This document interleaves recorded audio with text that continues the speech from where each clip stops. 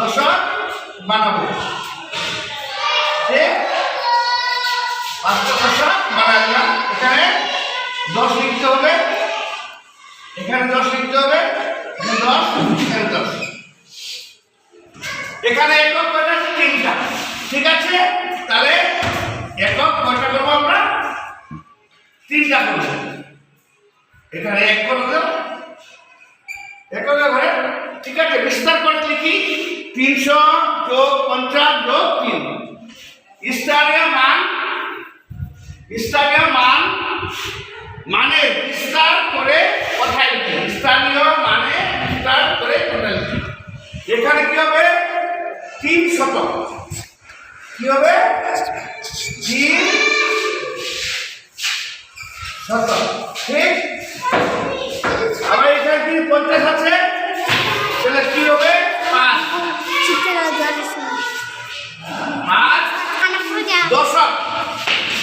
5 দশক। আবার 3 একক।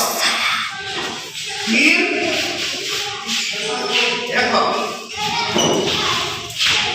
আচ্ছা, এখানে চলে যাই অঙ্কে লিখি।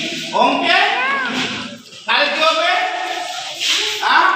353। তাহলে কি লিখবো? 353। আচ্ছা, এটা যে অঙ্কে আমরা কোথায় যদি লিখি, কোথায় কি হবে? 353। 353।